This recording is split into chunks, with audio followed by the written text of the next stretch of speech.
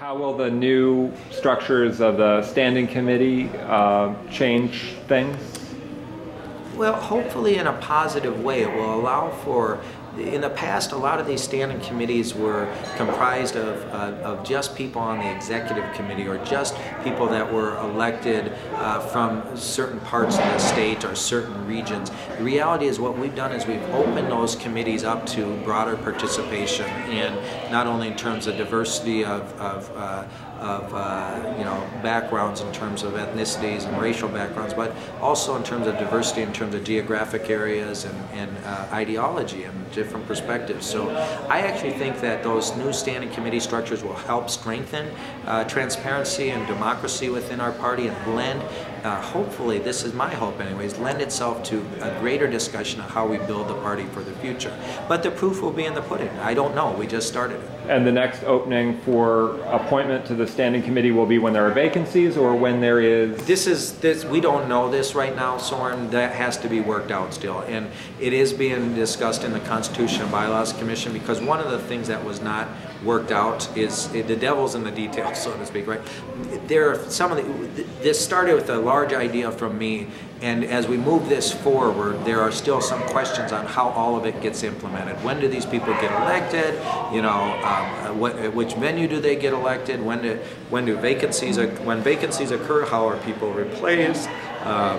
Just all of that. All that stuff still has to be worked out. And again, if people have thoughts or ideas on how to do that, please let me know. But I know the Constitution and Bylaws Commission of the party is looking at these very issues right now. So, and those meetings are open to the public as well. If you have any ideas and you'd like to provide them to the Constitution Commission, you can sign up to provide testimony to them at any time. And they're looking for feedback.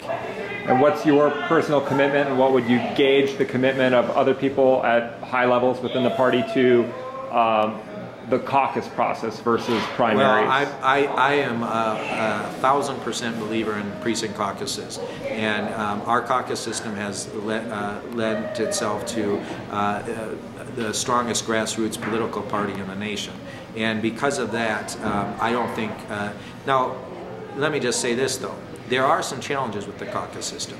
We've seen declining participation year after year. We do need to rejuvenate it. And what I've done is I've put together a 25-member commission chaired by Representative Steve Simon and Senator Ann Rest to actually look at how we strengthen our caucus and endorsement process, how we rejuvenate it, we get more people involved, and we make it relevant again. And if we do that, we're actually going to be able to strengthen our endorsement process through that. And so this 25-member commission is looking at some of these issues right now. And I have no interest, absolutely no interest.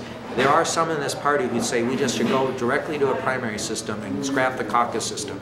I have no interest in that at all. We need to defend our endorsement. We need to strengthen our caucus process. We need to use it for what it was intended for, which is as this great process to get people involved in the grassroots. That's the strength of our party, and as long as I'm chair, we're never going to go away from that. But we also have to recognize, Soren, that it's not a perfect system, that there are some flaws there. And what we need to do is find a way to strengthen it and modernize it and change it in a way that is relevant in people's lives again. So we're looking at ways to make it easier for people, you know, of different means of income and different transportation capacities and different geographic limitations to participate in the caucuses, right? We're looking for ways to actually make people's voice at the precinct caucus level more determinant in the endorsement of our candidates than you know, just at a state convention or a Senate district convention, for instance, right? There's ways to actually empower people more through the caucus process, and that's what I'm looking at right now in this commission's looking at.